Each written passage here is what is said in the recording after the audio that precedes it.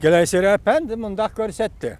Amerika'nın Tayvan siyasetini özgertişten gayeti yok. Amerika'nın Tayvan siyaseti uzundan beri mevcut bulup geldi. Ve bu siyaset Amerika'nın menfaati için hizmet kıldı.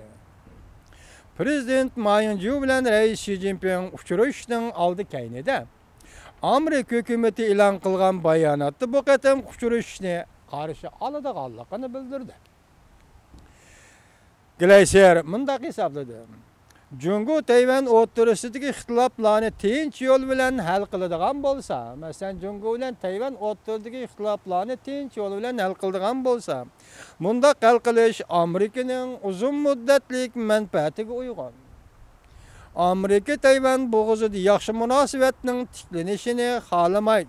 Amerika Tayvan bo'g'izida yaxshi munosabatning tiklanishini xohlamaydi degan ko'z qarashlar xato ko'z qarashlardir.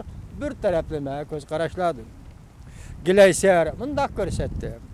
Amerika Qo'shma Shtatlari Tayvanning Osiyo asariga mablag' solish bankasiga yoki bu bankning qurilishiga, masalan, Reis Xi Jinping tashabbus qilgan banka qurilishi qatnashishini qo'llaydi. Amerika Qo'shma Shtatlari qo'llaydi.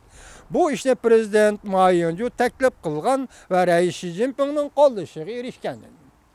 Tafsilotlarni Cungu Tayvan o'zi bir taraf qiladi. Osiyo aslahala mablag' solish bankasining qurilishiga Tayvan qanday qism bilan qatnashadi? Masala mana shu yerda. Reis Xi Jinping tashabbus qilgan Osiyo aslahala mablag' solish qurilish bankasiga tashabbus qilgan bu bankaga Tayvanning qatnashida Amerika Qo'shma Shtatlari qo'llaydi. Lekin Tayvan bu bankaga qanday qism bilan qatnashadi? Bu masalaning negizidir. Aldığımızdaki birinci ayda Tayvan'da prezident saylimi bo'ladi.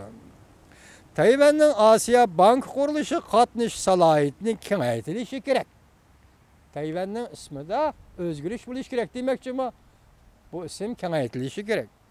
Cungu Tayvan o'rtasida qiziq liniya qurishmi xuddi shuningga o'xshash.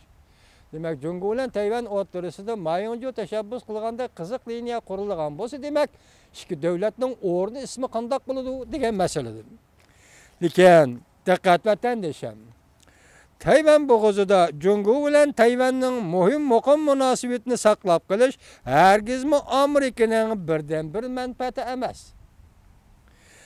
Güleyser to'liqlab mundaq ko'rsatdi. Amerikaning manfaati o'xshashlar Tayvanning to'liq hayoti kuchga ega demokratiyasini qo'llash. Tayvan xalqining huquqini saqlab qolish. Ular, yana Tayvanliklar Beijing hukumatining majburlashiga uchramaydigan ahvol ostida Cungu bilan bo'lgan munosabatda xoslikni saqlab qolishni qo'llash. Mana bu Amerikaning siyosati deydi Güleyser Efendi.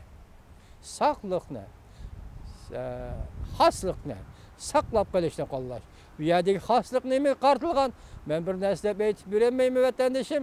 Tayvanning xosligini saqlab qolishni qo'llash, Tayvanning demokratiyasini to'liq ma'nodagi demokratiyasini qo'llash bu Amerika Qo'shma Shtatlarining siyosatidir.